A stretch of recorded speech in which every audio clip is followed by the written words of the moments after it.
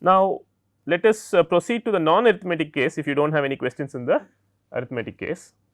The ideas are essentially the same, but now in the non arithmetic case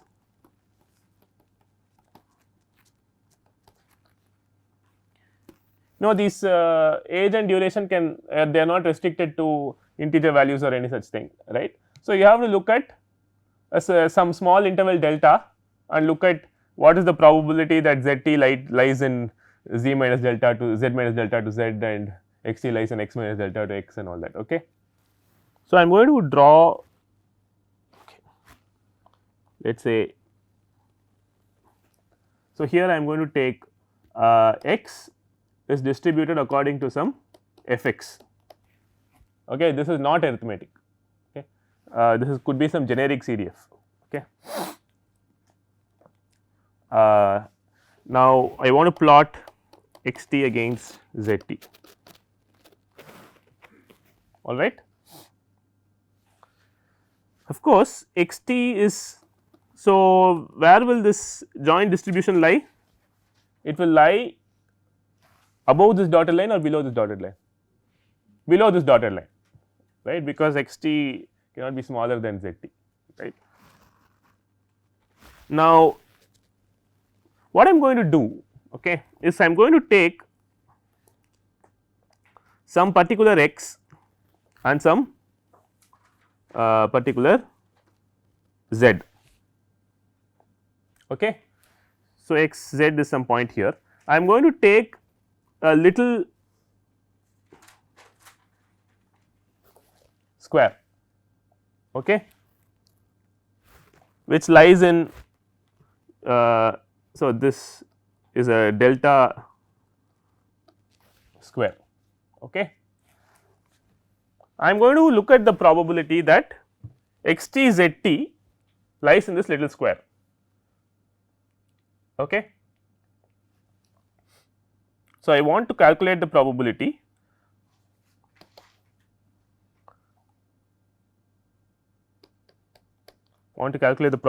that z t you should write it like this, z little z less than or equal to z t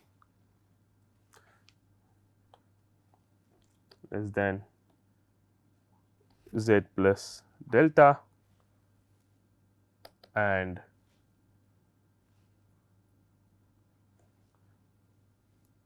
x minus delta less than x t less than or equal to x, okay. So, maybe I should draw it like this. So, z to z plus delta. So, my z is here, right, little z is here, z plus delta is here and this is x minus delta, all right. So, I want to look at the probability that at some particular time t my z t is between z and z plus delta and x t is between x minus delta and x, okay. Suppose I get this answer, okay. So, what is this roughly like, right. Intuitively speaking, let us say that, so just for the sake of argument, let us say that x is a continuous random variable with density little f x, okay. None of that is necessary for this, but let us say x is continuous, which means that x t and z t will also be some continuous jointly continuous random variables, correct. Suppose I manage to calculate this probability that I have written out here, that x t and z t lie in this little square, what will that approximately be like? It will be delta square times the joint PDF of z t and x t, right, that is what it is, right. So, this will be like so this probability is approximately like delta square times joint density, assuming that it exists, all right. for small delta. I am just trying to see, I mean I am just trying to say what this means, right. With you, with me? Why is that? You know, if you take a joint density, let us say you take, forget age, duration and all that, let us say you take jointly continuous random variables x and z, right. It will have some joint PDF, right. The joint PDF does not have any interpretation of a probability, right. If you multiply it by a small area, if you take some x comma z, little x comma little z, and you put a small area around it, the small area times the density is the probability that your random variables lie in that little region, right. So, that is the interpretation of a joint density, that is what I am saying. Okay. So, if I calculate it, it is as good as calculating a joint density. Of course, there is no guarantee that the joint density will exist, but I am saying if it did, this is the interpretation. So, if I calculate this, I have a handle on the joint distribution, that is all I am saying. Okay. I am not, this is not a very rigorous statement, right. It's saying, I am saying it is approximately like delta square times the joint density.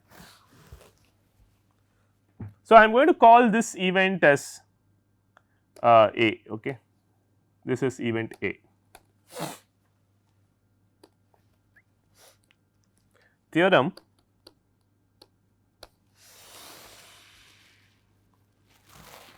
probability for any delta greater than 0, and maybe I should call this A of t comma delta, right. This is a function t delta at z, right. So, for any delta greater than 0 and t greater than 0,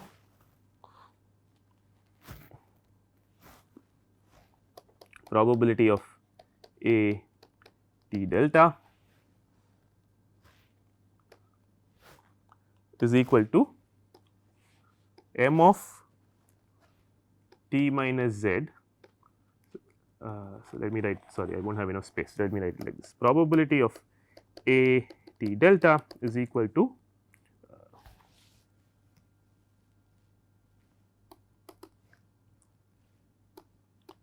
m of t minus z minus m of t minus z minus delta times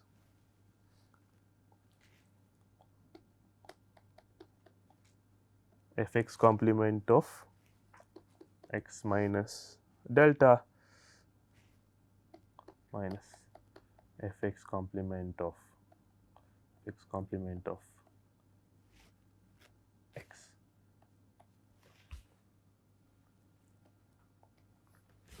Okay. What is m of t minus z? The expectation of n of t minus z. M of t we already know what it is. So, this is what it is. I have a characterization of this probability that I lie in this small square around z and t, right, and also further limit t tends to infinity, probability of A t delta is equal to, what do you expect?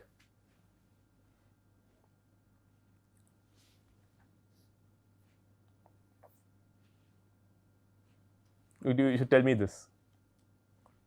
Wait, so I am telling you an answer in the first part, right, and I am sending t to infinity.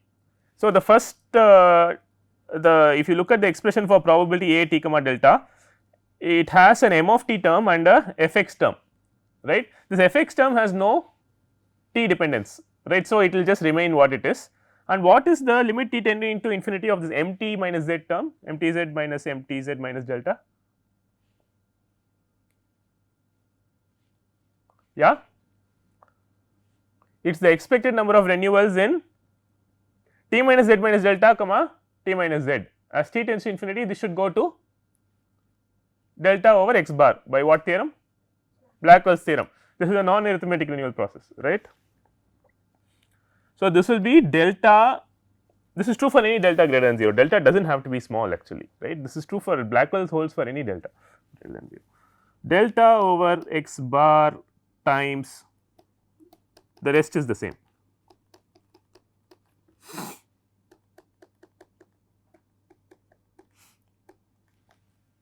okay. Or actually this bit can also be written as f x of x minus f x of x minus delta, that is also okay. Okay. This bit is the same as these two square brackets are equal, you either write it in terms of the complementary CDF or the CDF, it does not matter, because f x complement is 1 minus f x, right. So, you can get this. So, this is great, right. So, this is the answer.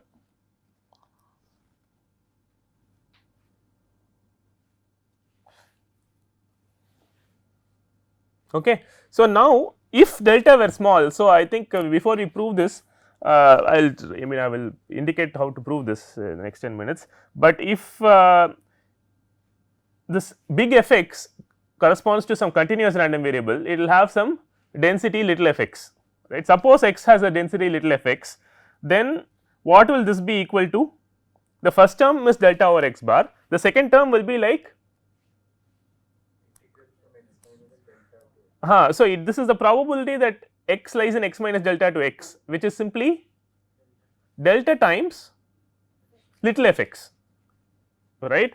So, finally, you will get something like delta square f x of x over x bar, which means the joint density is like f x of x over x bar for 0 less than or equal to z less than x, correct.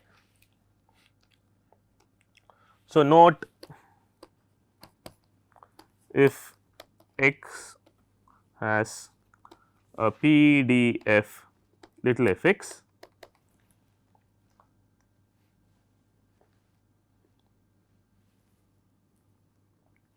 then for small delta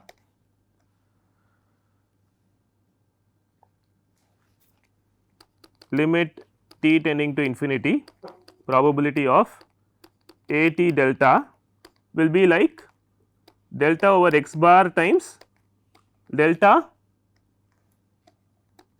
f x of x, which is nothing but delta square f x of x over x bar, correct.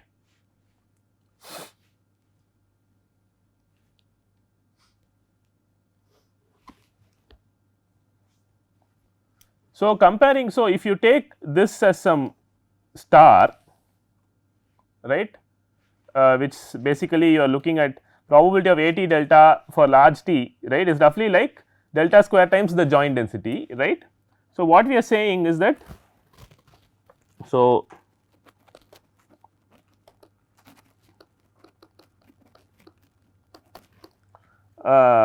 we can write limit t tending to infinity of z comma x is like what? Delta square will cancel. So, you will get over x bar for 0 not equal to z less than x, okay.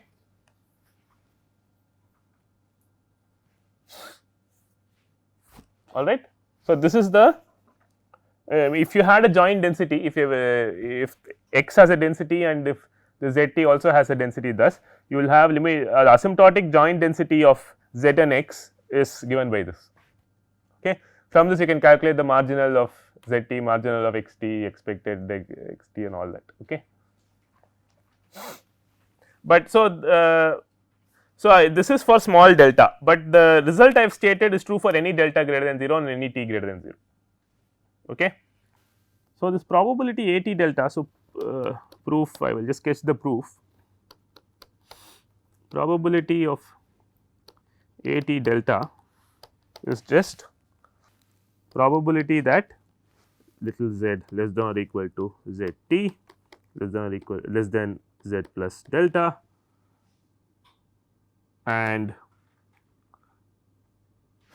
x minus delta less than x t is not equal to x, okay. This I can write, I want to write this xt zt in terms of snt plus 1, which I already know, right. Zt is nothing but t minus snt and xt is x nt plus 1, which is snt plus 1 minus snt, right. So, this I can write it as probability that t minus z minus delta less than snt, this is just algebraic manipulation, okay. This you can check, t minus z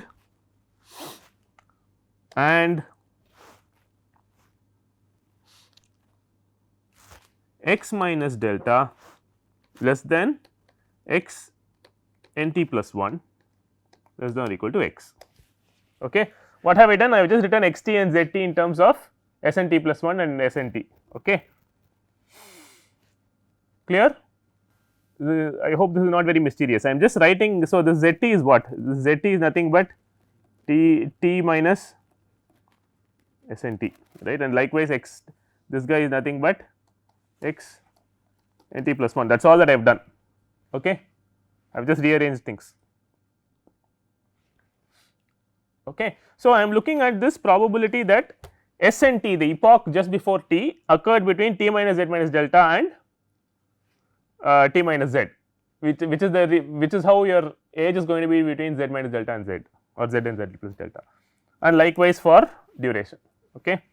Now, this nt, I mean this, now you can write this in terms of union of disjoint events, nt can take value 1, 2, 3 etcetera, right, correct. So, I can write this as probability of union n belongs to n, the same thing t minus z minus delta less than s little n less than or equal to t minus z and x minus delta less than x n plus 1, is not it, less than or equal to x, okay. So, basically the event above this can happen in one of disjoint ways, where n can take value 1 or n can take value 2 and so on, okay. You can show that this union is equal to the previous event, and you can also show that this union is a disjoint union, okay. So, if you have this disjoint union, countable union, you can write this as sum, right, that is the main thing, sum n is equal to 1 to infinity, probability that this is a standard trick, okay, for nt has to take one of these disjoint values little n, right. So, this is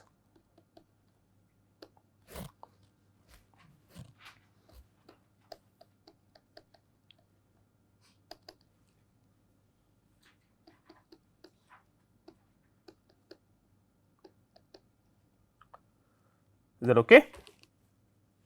Yeah. Now, look at this. So, this is a probability inside the summation, I have a probability of some a intersection b type of a thing, right, a n intersection b n, right, where but this event. So, if I take that bit, that is independent of that bit, why? x n plus 1 is independent of s n, correct. So, what does this become? So, this will essentially become sum over n is equal to 1 to infinity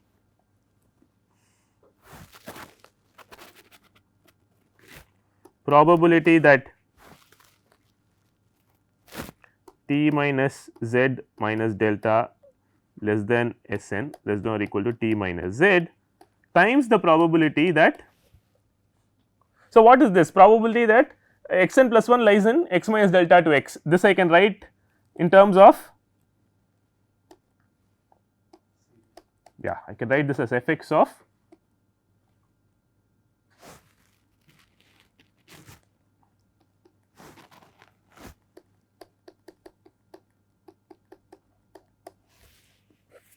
yeah, correct.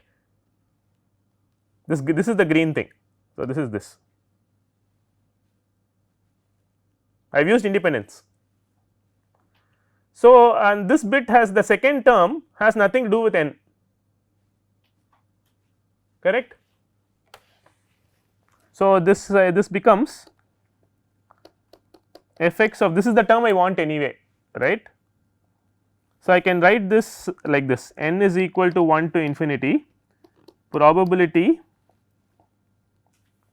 of t minus z minus delta less than Sn less than or equal to t minus z, all that times f(x) of x minus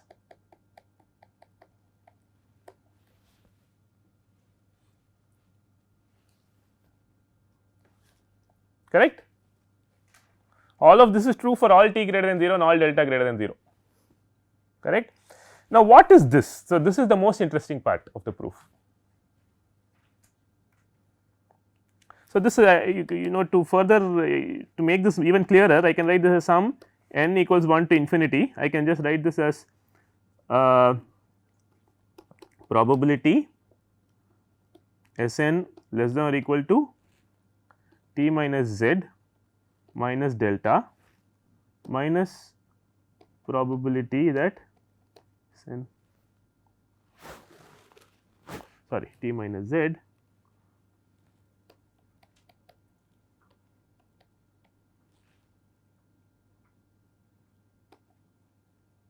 is that correct?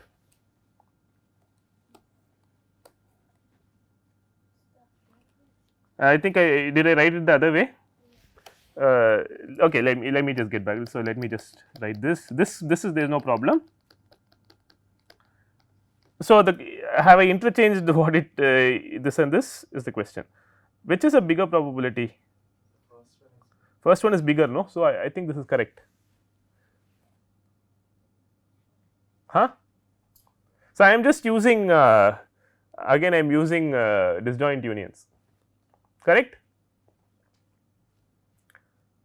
So, now what is sum n equal to 1 to infinity probability Sn less than or equal to t minus z, m of t minus z, right. So, this is nothing but, so you go back to your characterization of MT, right. MT was characterized as sum over n is equal to 1 to infinity probability Sn less than or equal to t, right. So, this is nothing but m of t minus z minus likewise m of t minus z minus delta times f(x) of x minus f(x) of x minus delta, right, finished. Now, you send t to infinity, the second term will remain the same, the first term will become delta over x bar. So, this is true for all t greater than 0 and for all delta greater than 0.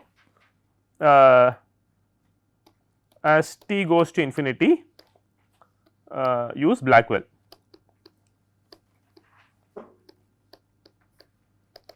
So, you will write limit t tends to infinity probability of a t delta is equal to delta over x bar, which is the first term, times f(x) of x minus f(x) of x minus delta, okay, finished. So, this gives you the probability that this age and duration lie in that small square. From this you can calculate joint CDF, joint PDF, marginal PDF, marginal CDF, anything you want, okay. And you can also, once you know the joint distribution, you can calculate the expected actually you can calculate the expectation of any reward which is a function of zt and xt actually, right, as t tends to infinity. So, we will deal with more general rewards in tomorrow's lecture, and that will be the end of this chapter.